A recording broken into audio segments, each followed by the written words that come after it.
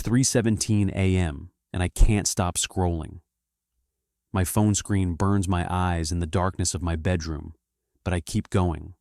Past the missing persons reports, past the unidentified bodies found in the Charles River, past the crime updates from Fenway, Dorchester, the South End. My hands shake as I refresh the Boston Police Department website for the third time tonight. Her name is Rebecca, and I might be the only person alive who knows she's going to die. Let me ask you something. What would you do if someone confessed to 3 murders and then calmly told you the 4th was coming? What would you do if you knew the victim's name, knew her routine, knew exactly how and when she'd be killed, but you couldn't tell a single soul? Not the police, not your bishop, not anyone. Have you ever carried a secret so dark it felt like it was eating you alive from the inside out? I have, for 31 days now, and every morning I wake up wondering if today's the day I'll read her name in an obituary, knowing I could have stopped it, knowing I was bound by sacred law to do nothing. Before I go any further, I need you to do something for me. Drop a comment right now and tell me where you're watching from. I want to know how far this story reaches, because what I'm about to share with you is something I've never told another living person. And honestly, I need to know I'm not carrying this alone anymore. My name is Father Marcus Reeves. I've served at St. Augustine Cathedral in Boston's North End for 12 years. 12 years of hearing confessions every Saturday evening from 4:30 to 6:30 p.m. 12 years of listening to good people confess their small failings, harsh words spoken in anger, moments of pride, struggles with envy, ordinary sins from ordinary people trying to live better lives. I thought I'd heard everything: adultery, theft, violence born from rage or desperation. I thought I understood the full spectrum of human weakness, human darkness. I was wrong. 1 month ago, on a late August Saturday that started like any other, someone stepped into the left side of my confessional booth and shattered every assumption I'd ever made about evil, about faith, and about the terrible price of the vows I took when I became a priest. The seal of confession is absolute. Canon 983 of church law is crystal clear. I cannot reveal anything said in that sacred space. Not to save a life, not to prevent a crime, not even under torture or threat of death. Priests have been martyred for refusing to break the seal. The church considers it as sacred as the Eucharist itself. But what happens when that seal protects a monster? What happens when the confidentiality meant to encourage repentance becomes a shield for someone who has no intention of stopping? What happens when the rules designed to save souls condemn the innocent to death? That Saturday evening, I was faced with an impossible choice. And 31 days later, I'm still living with the consequences of a decision I never actually got to make. Because the seal doesn't give you choices. It only gives you silence. And that silence has been suffocating me ever since. That Saturday started the way every Saturday had started for the past 12 years. I arrived at St. Augustine Cathedral at 4 o'clock sharp, the late August sun still hanging heavy over Boston's North End. The gray limestone walls absorbed the heat, keeping the sanctuary cool and dim inside. I walked down the center aisle, my footsteps echoing off the vaulted ceiling, breathing in the familiar scent of old wood and furniture polish mixed with the faint trace of incense from morning mass. The confessional booth waited in its usual spot along the north wall, an 1892 mahogany relic with ornate carvings and latticed screens on either side. I'd sat in that booth every Saturday for over a decade. The wood had worn smooth in places where countless hands had gripped it. The leather kneelers on either side bore the impressions of thousands of penitents who'd come seeking absolution. By 4:25 p.m., I settled onto the wooden bench inside, adjusting my stole. Through the gaps in the lattice, I could see maybe 24 people scattered throughout the cathedral. An elderly woman lighting candles near the altar. A young couple holding hands in the third pew.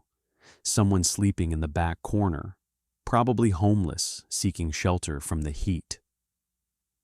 At exactly 4:30 p.m., Mrs. Delacourt's shadow appeared through the right screen. Like clockwork, 74 years old, confessed every Saturday at the same time. I could set my watch by her. Bless me, Father, for I have sinned. It has been 1 week since my last confession. Always the same opening. Always 1 week. I was impatient with my grandson. He's 9 now, always on those video games. I raised my voice when I shouldn't have. I listened, offered gentle counsel about patience and the challenges of grandparenting in a digital age. 3 Hail Marys. She thanked me, her shadow disappearing from the screen. The next 90 minutes flowed like water, following a familiar course. A teenager confessed to lying to his parents about his grades. A middle-aged man admitted to cutting corners at work, claiming hours he hadn't actually worked. A woman in her 30s spoke through tears about her envy of a friend's new home, ashamed of her own bitterness. Small sins, human sins, the kind that troubled good consciences. I spoke the Latin words of absolution over and over, the phrases flowing automatically. Ego te absolvo a peccatis tuis. The rhythm of it was almost meditative. Confession, counsel, penance, absolution, confession, counsel, penance, absolution. This was my purpose. This was what I'd been called to do. By 5:45 p.m., the flow had slowed. Through the lattice, I counted 3 people remaining in the pews. The cathedral had grown quieter. Deeper shadows stretched across the floor as the sun moved lower outside the stained glass windows. I was considering whether anyone else would come when I heard them. Footsteps. But these were different. Not the hesitant shuffle of someone wrestling with shame or guilt. Not the hurried pace of someone squeezing confession into a busy schedule.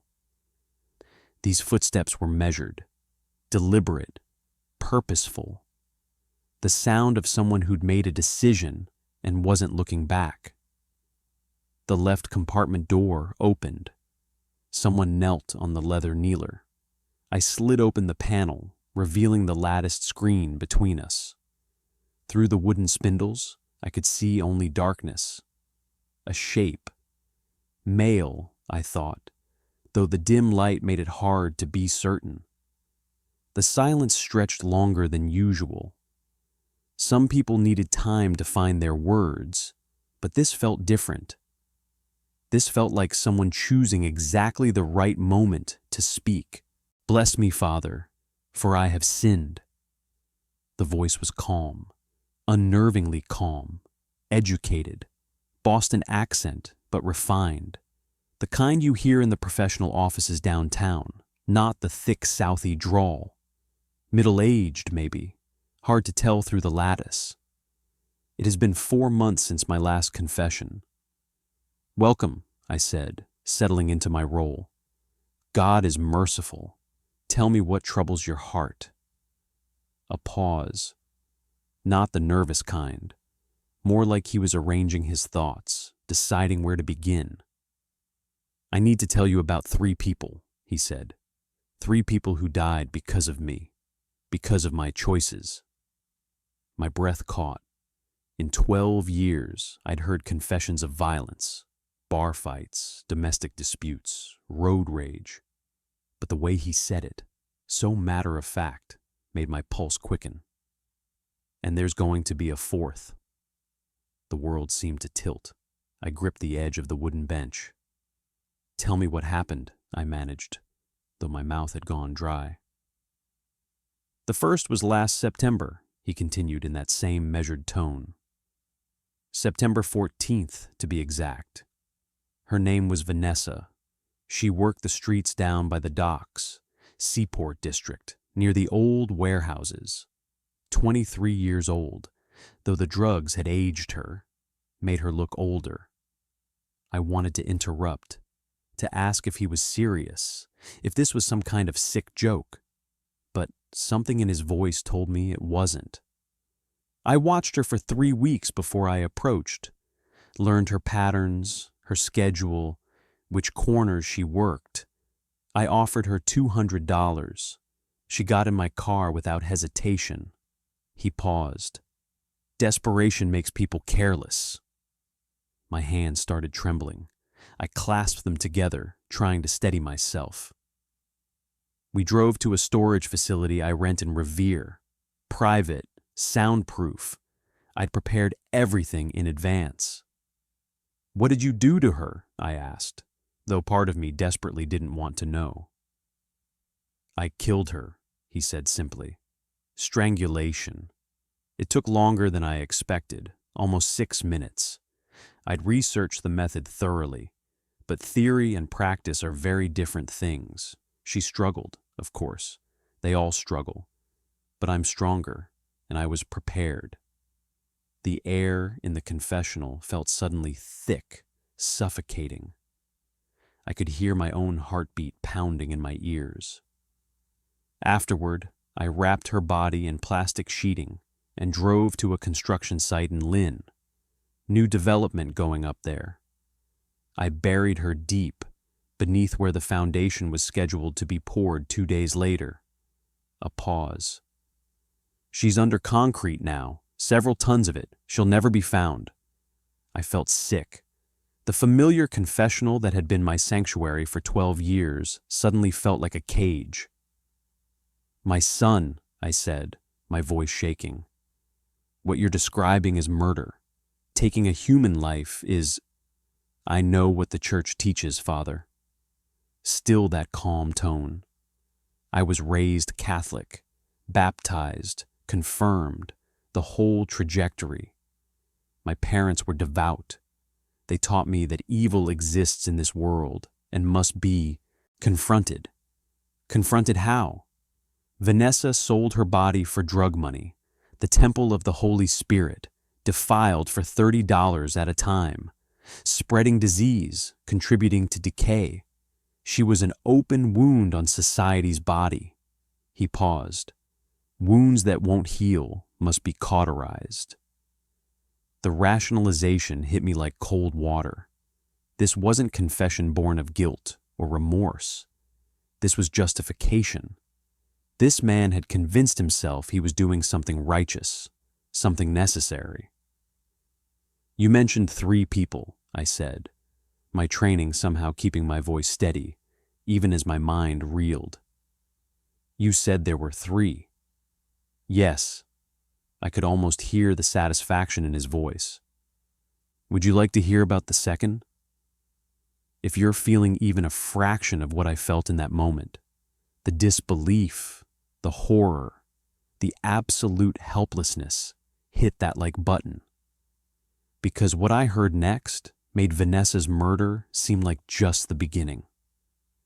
This story gets so much darker. I didn't want to hear it. Every instinct in my body screamed at me to stop him, to walk out of that confessional and call the police immediately. But I couldn't. Canon law bound me to that seat as surely as if I'd been chained there. The second was in February, he said, 5 months after Vanessa. His name was Marcus, same as yours, actually. Ironic, isn't it? The sound of my own name in his mouth made my skin crawl. He was homeless, lived under the Charlestown Bridge, 47 years old, though he looked 20 years older, alcoholic, schizophrenic. He'd been offered help repeatedly, shelters, treatment programs, social workers trying to get him off the streets. He refused everything, chose to live in his own filth, screaming at traffic, urinating in public. Homelessness isn't a sin, I said, anger creeping into my voice despite my effort to remain pastoral. Mental illness isn't a moral failing. No, he agreed, but refusing help is a choice. Marcus, the homeless Marcus, chose degradation, chose to be a living reminder of how far human beings can fall. I removed that reminder. How? The word came out harder than I intended. I built trust first, brought him food every few days for about 3 weeks. Hot meals, coffee, blankets. Told him about a warm place where he could sleep safely. Eventually, he agreed to come with me. A pause. Same storage unit, same method. He was weaker than Vanessa, malnourished, organs already failing from the alcohol. It took less than 3 minutes. I closed my eyes, fighting the nausea rising in my throat. His body went into the mystic river that night, weighted down with chains. The current carried him toward the harbor. Fish and time took care of the rest. The casual way he described it, like he was recounting a home repair project, not the murder of a human being, made everything worse. There was no rage here, no passion, just cold, calculated execution. And the third? I asked, dreading the answer, but needing to hear it. The third was last month, July 27th. Her name was Isabella. His voice shifted slightly. This one had been different somehow. 19 years old, run away from New Hampshire. She'd been in Boston about 8 months, living in shelters when space was available, on the streets when it wasn't. I found her panhandling outside South Station. Pretty girl. Could have made something of her life. Instead, she chose begging over work. Another waste. The pattern was clear now, and it turned my blood cold. He was targeting the vulnerable, the marginalized. People society had already failed. People whose disappearances would barely register as a blip on anyone's radar. People who wouldn't be missed. Isabella was different, he continued. Stronger, younger. She fought harder than the others. I had to restrain her first. Zip ties, duct tape. It wasn't as clean as the previous two, more violent, more struggle. He paused, and I heard what might have been a sigh. But the result was the same. She's buried in the woods off Route 128, past Gloucester, deep enough that hikers won't stumble across her. If wild animals scatter the remains eventually, by then any evidence will be long gone. 3 people. 3 human beings with names and faces and lives, however troubled those lives were. 3 murders committed with methodical precision over the span of 11 months. You're selecting them carefully, I said, the realization fully forming even as I spoke it. Vulnerable people, people without strong family connections, without regular jobs, without anyone who'd immediately notice they're gone. I'm addressing problems that society chooses to ignore, he corrected. These people made choices that led them to the margins. They became cautionary tales, examples of moral failure. I simply concluded those stories. You murdered them. My voice was shaking now, anger and horror fighting for dominance. You hunted human beings and murdered them. Don't dress it up in philosophy. I'm not cruel, Father. For the first time, I heard something like emotion in his voice. Not guilt or shame, but almost defensiveness. I don't make them suffer unnecessarily. I'm not a sadist.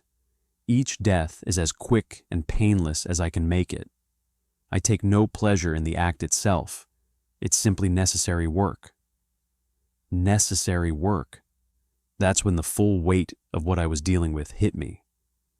This wasn't a man in the grip of rage or addiction or temporary insanity. This was someone who had built an entire moral framework to justify serial murder. Someone who saw himself not as a killer, but as a solution to society's problems. Someone who believed, with absolute conviction, that he was doing the right thing. And he was just getting started. "You said there were 3 people," I said, my voice barely steady. "That's what you confessed when you started. 3 people who died because of you." "That's correct. But you also said something else." My heart was pounding so hard I could feel it in my temples. "You said there was going to be a 4th. "Yes." He shifted slightly on the kneeler. "Her name is Rebecca. Present tense. Is, not was, not will be, is. She's 26 years old, works the Fenway area, same profession as Vanessa, same choices, same degradation. I've been watching her for 6 weeks now. 6 weeks. While I'd been going about my daily routine, saying mass, counseling parishioners, eating dinner with the other priests, this man had been stalking his next victim. "I've learned her patterns," he continued. "Where she works, where she lives, where she goes when she's not on the streets. She has routines, predictable ones. Every Monday night, she visits her dealer in Dorchester, always between 10 p.m. and midnight, always alone, always vulnerable." The specificity made my blood run cold. This wasn't theoretical. This wasn't some dark fantasy he was confessing. This was a plan, detailed and ready to execute. "When?" I demanded, abandoning any pretense of pastoral gentleness. "When are you planning to do this?" "Soon." There was something in his voice now, anticipation, barely contained. "Very soon, I'm ready. I've learned from the previous 3, refined my methods. Rebecca won't suffer unnecessarily. I'm not cruel, Father. But she will die, and society will be better for it." My mind raced through every possible option, every potential way to stop this. But each path led to the same immovable wall, the seal of confession. "Why?" I asked desperately. "Why are you telling me this? Why confess if you're planning to do it anyway?" "Because I'm Catholic, Father." He said it as if it were the most obvious thing in the world. I was raised in the faith, born and baptized right here at St. Augustine's, actually. First communion, confirmation, the whole journey. My parents brought me to Mass every Sunday. They taught me that sin is real, that redemption is possible, that the sacraments matter. "Then you understand that what you're planning is mortal sin," I said, grasping for any foothold in this nightmare. "Murder separates you from God's grace. I understand church teaching perfectly," he interrupted. "That's exactly why I'm here. I believe in sin and redemption. I believe in the power of confession and absolution. What I'm doing is necessary work. I'm convinced of that. But I also know the church considers it sinful. So, I confess. I seek absolution. I try to stay in a state of grace while doing what needs to be done." The logic was so twisted, it took me a moment to process. He wanted me to absolve him. He wanted spiritual permission to continue killing. He wanted to use the sacrament itself as a tool to maintain his delusion that he was somehow righteous. "Absolution requires repentance," I said firmly, finding strength in the certainty of doctrine. "True contrition, a firm purpose of amendment, a genuine intention to sin no more and to avoid the near occasion of sin. What you're describing isn't confession. You're not sorry. You're planning to kill again." "I'm sorry that I have to do it," he said. "I wish the world were different. I wish these people would make better choices, seek help, change their lives. But they don't. Someone has to address the problem. I'm sorry that responsibility falls to me. Isn't that contrition? No. The word came out harder than I intended. It's not. Contrition means you intend to stop. You're telling me you intend to kill a woman named Rebecca. I cannot, I will not, grant absolution for sins you're actively planning to commit. The silence that followed felt like a physical weight pressing down on the confessional. Then I'll confess again after Rebecca, he finally said. After it's done. Will you hear my confession then, Father? The question was a trap, and we both knew it. If you return to this confessional after committing murder, I will hear your confession, I said carefully. That's my obligation as a priest. But understand this clearly. I cannot grant absolution without genuine repentance, without a true intention to change. What you're planning is evil. It's murder. It's mortal sin. If you kill Rebecca, you do so knowing it's wrong, knowing you've been warned, knowing you're choosing to turn away from God. But you can't stop me. It wasn't a question. It was a statement of fact, calm and certain. You're bound by the seal, aren't you, Father? Everything I've told you, Vanessa, the homeless man, Isabella, Rebecca, all of it. You can't tell anyone, not the police, not your bishop, not anyone. That's canon law. My throat tightened. My hands clenched into fists. Yes, I said, the word tasting like poison. I cannot reveal anything you've said here. Then we understand each other. I could hear the satisfaction in his voice. Thank you for your honesty about the absolution. I appreciate it. I'll think about what you've said. Perhaps you're right. Perhaps I need to reconsider. The words were empty. We both knew it. Subscribe if you want to know what happened next. Because what I did, or rather, what I couldn't do, in the moments that followed, will stay with me until the day I die. Wait! The word came out strangled, desperate. Don't leave. We need to talk more. I can help you. There are people who can... But I heard the left compartment door opening. The creak of old hinges that had sounded routine 1,000 times before now sounded like a death knell. Footsteps. Those same measured, deliberate footsteps moving away from the confessional. I yanked open my own door, nearly stumbling as I rushed out into the sanctuary.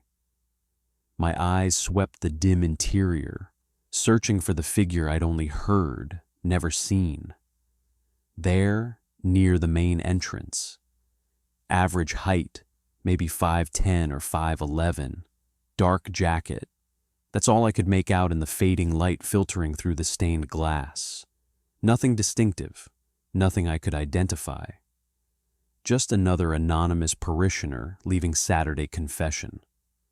Wait, I called out, my voice echoing off the stone walls. But he didn't stop, didn't turn around, didn't even break stride. The heavy wooden doors swung open, and he stepped through into the August evening. By the time I reached the entrance and pushed through those same doors, he'd vanished into the streets of the North End. Disappeared into the flow of pedestrians, tourists, locals heading home from work. Gone. I stood on the cathedral steps, breathing hard, my legs shaking. People walked past me. Couples holding hands, families with children, someone walking a dog. Normal life continuing all around me while my world had just shattered into pieces I didn't know how to put back together.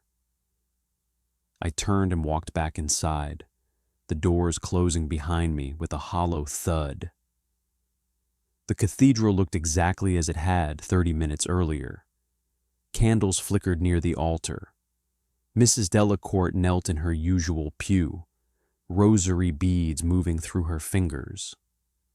The young couple still sat together in the third row. Late afternoon light still painted colored patterns across the worn wooden floors. Everything was the same. Everything was different. I walked slowly down the center aisle and sank into a pew, my hands still trembling. Somewhere in this city, a man who'd just confessed to 3 murders was walking free. Somewhere in Boston, a woman named Rebecca was living the last days or weeks of her life without knowing a target had been painted on her back. And I was the only person who knew, the only person who couldn't do anything about it. There's before that confession and after. Before, I understood my role clearly. Shepherd of souls, minister of mercy, guardian of the sacramental seal. After, I understood the terrible cost of that role in ways no seminary training could have prepared me for. The weight settled onto my shoulders in that moment, and 31 days later, it hasn't lifted. Not even for a second. That was 1 month ago. 31 days to be exact. 31 days of carrying knowledge I cannot share with another living soul. 31 days of waking at 3 a.m. with my heart racing, reaching for my phone before I'm fully conscious, compulsively checking for news I'm terrified to find. I've become an expert in Boston's crime reports. Every morning I open the Boston Police Department's incident log before I even get out of bed. I scroll through updates from Fenway, Dorchester, the South End, Back Bay. I've expanded my search to surrounding areas: Cambridge, Somerville, Brookline, Revere, Lynn. Any place close enough that a body might be dumped, discovered, reported. I know the names of detectives I've never met.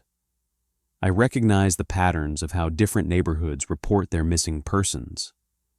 I've learned that some deaths make headlines, while others barely register as a footnote in the metro section. I've become intimately familiar with which areas of the city swallow people whole without anyone noticing.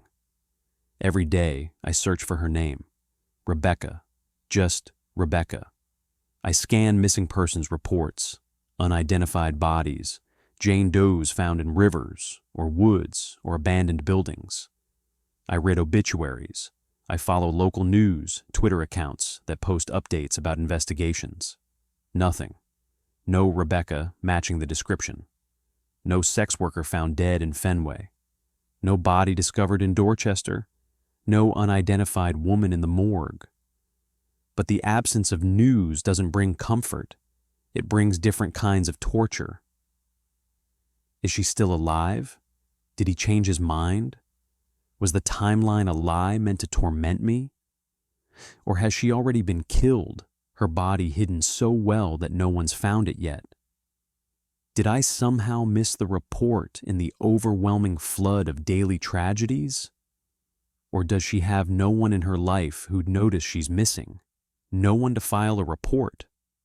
The not knowing is its own special hell. I've considered every possible angle, every potential way to act without violating the seal. Could I call in an anonymous tip to the police? But what would I say? Watch out for sex workers in Fenway. The information is too vague to be useful, and any specific detail would reveal its source. How else would I know about Monday nights in Dorchester, about a woman named Rebecca, about the pattern of victims? Could I personally patrol the Fenway area, hoping to find her and warn her? But I don't know her last name, don't know what she looks like, don't know exactly where she works or lives. Boston's Fenway neighborhood spans blocks and blocks. I could walk those streets for months and never find her. Could I preach about the sanctity of all human life, hoping the confessor is in the congregation and might be reached by the message? I've tried. My last 3 Sunday homilies have focused on mercy, on the infinite value of every human soul, on seeing Christ in the suffering and marginalized. The words feel empty coming out of my mouth, hollow. like throwing pebbles at a tank. Canon 983 is absolute. I've read it so many times in the past month I can recite it from memory. The sacramental seal is inviolable. Therefore, it is absolutely forbidden for a confessor to betray in any way a penitent in words or in any manner, and for any reason. Absolutely forbidden.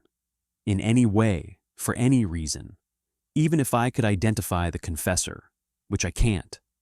Even if I knew the exact time and place of the planned murder, which I don't. Even if Rebecca were standing in front of me in imminent danger, even then I could not break the seal. Priests have been martyred for refusing to reveal confessions. The Church holds this confidentiality as sacred as the consecrated host. More sacred maybe, because the Eucharist can be seen and touched, while the seal exists in the realm of absolute trust between penitent and God, with the priest merely as witness.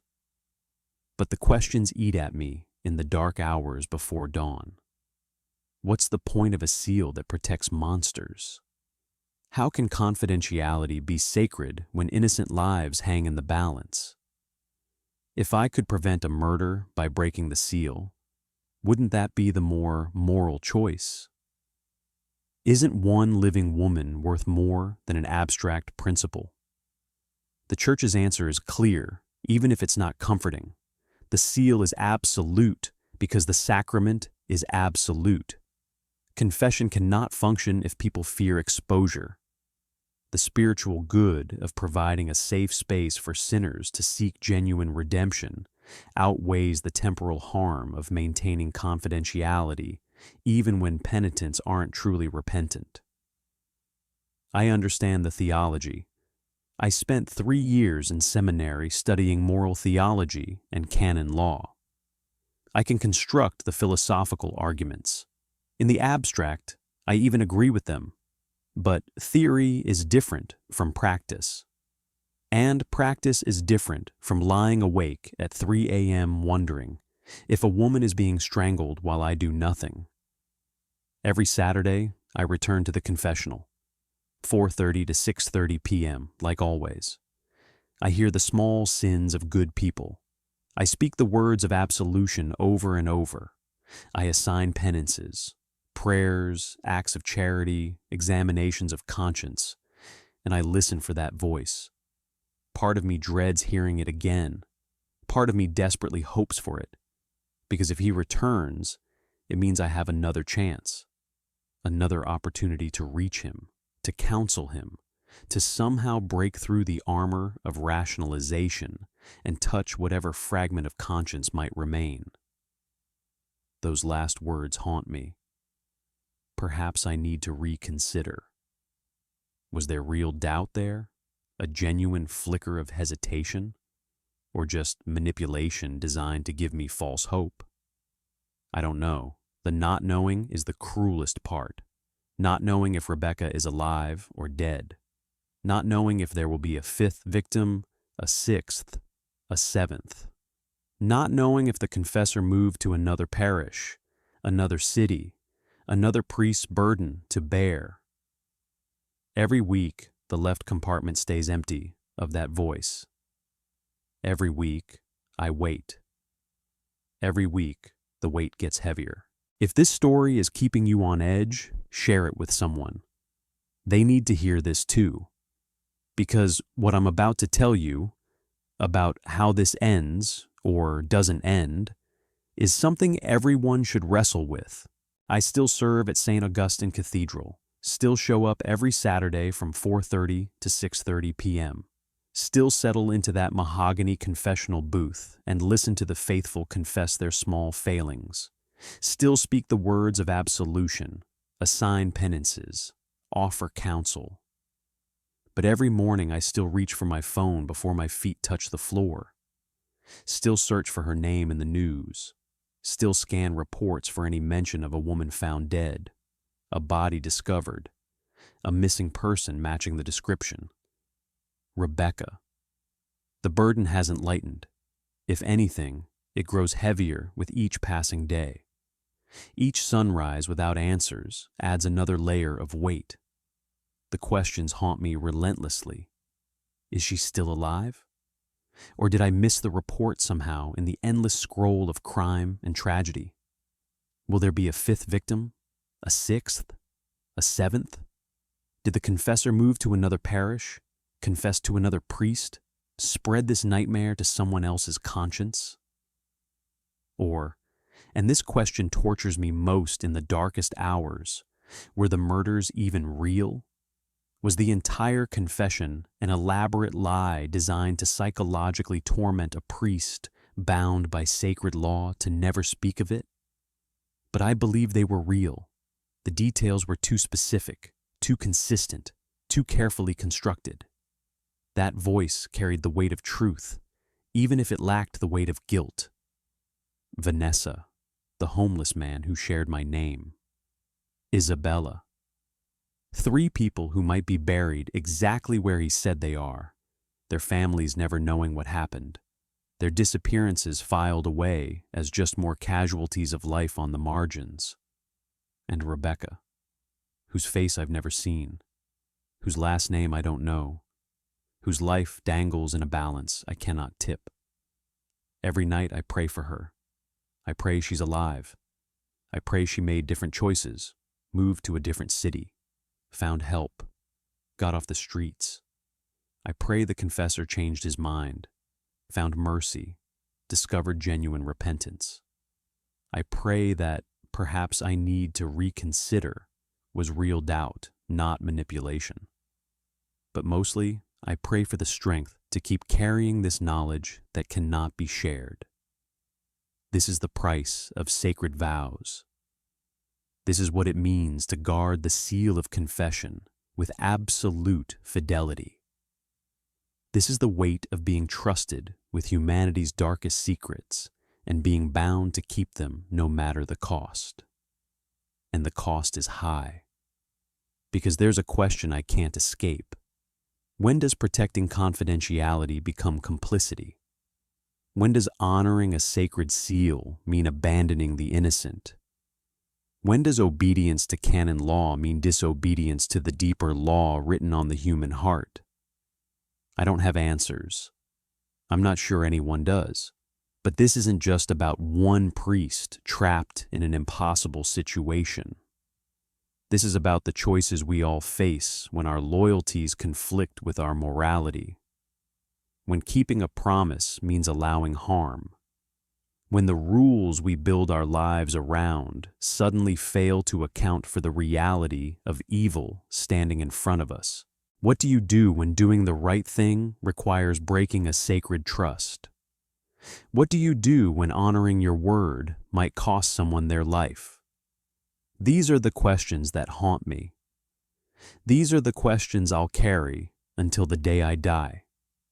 St. Augustine Cathedral still stands, its gray limestone walls holding centuries of whispered sins, its ancient confessional booth keeping secrets that will never see daylight.